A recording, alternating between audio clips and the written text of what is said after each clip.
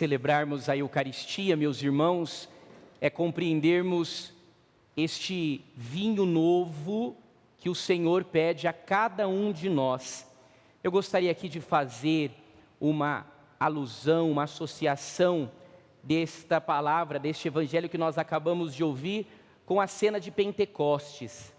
Homens velhos, no aspecto de desânimo, de cansaço, homens entregue talvez pelo abatimento daquilo que havia acontecido, mas que de repente são incomodados por um vento que entra naquele cenáculo e faz com que esses odres precisam estar abertos para vivenciar agora o algo novo.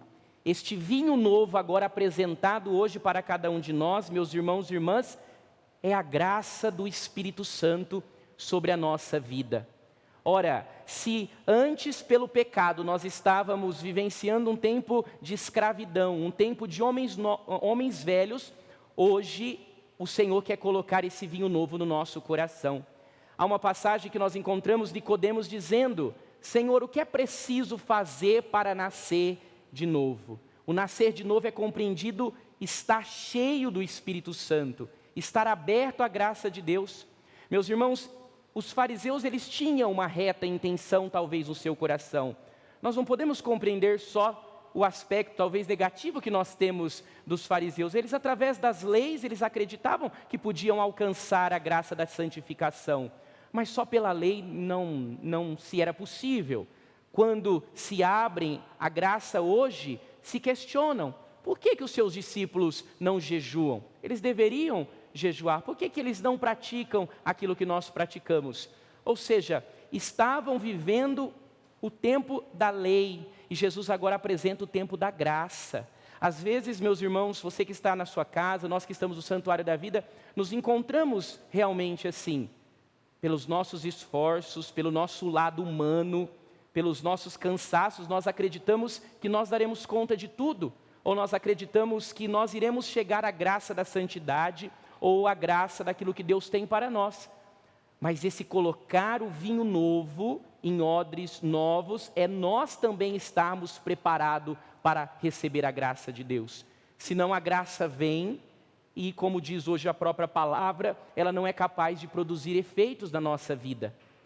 Paulo, cheio do Espírito Santo, faz uma experiência tão profunda com Deus, com Jesus, que ele tem a sua vida motivada a vivenciar hoje, como nós encontramos na primeira leitura. Meus irmãos, o que eu faço pelo nome de Jesus. Quem me julga é Ele. Ou seja, Paulo sabia para onde ele estava indo. Ele sabia o desejo ardente do coração. A sua aprovação não precisava dos homens, porque ele estava vivendo pelo Espírito. Quando nós temos a docilidade de vivermos pela graça do Espírito Santo, nós somos tocados e transformados. Mas às vezes, talvez, nós ficamos presos a meramente uma formalidade religiosa. Nós ficamos presos, meus irmãos e irmãs, a uma formalidade que não nos aproxima da graça do Espírito Santo. E percebam, por que aqueles homens faziam jejum? Faziam jejum porque de fato tiveram uma experiência com Deus, ou faziam jejum por se sentirem melhores? Olha, comparou, foi colocar Jesus à prova. A graça da santidade, da experiência, nos faz verdadeiramente discípulos do Senhor. E a santidade confere a nós, a minha intimidade. Como você tem vivenciado a sua intimidade com Deus? Diante do cansaço, diante das fraquezas, diante das nossas limitações, será que esse vinho novo do Espírito Santo tem encontrado uma pessoa nova? Será que nós estamos vivenciando a graça de sermos homens e mulheres novos?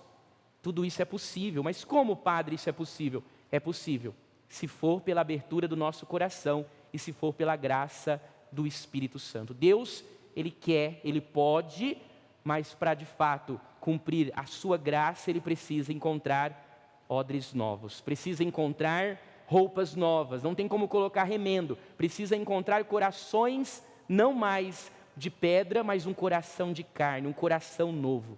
Peçamos esta graça na nossa caminhada de fé, todos os dias, sermos capazes de dizermos: vem Espírito Santo, ainda como na cena de Pentecostes, nós estarmos presos com medo, como homens velhos, mas nós somos convidados a pedirmos a graça do Espírito Santo, não mais na condição de pessoas caídas, desanimadas pelo pecado, abatidas, mas uma pessoa que realmente recebeu a graça, se preparou e hoje pode dizer que o vinho novo é a graça do Espírito Santo sobre a sua vida. Louvado seja o nosso Senhor Jesus Cristo. Para sempre seja louvado.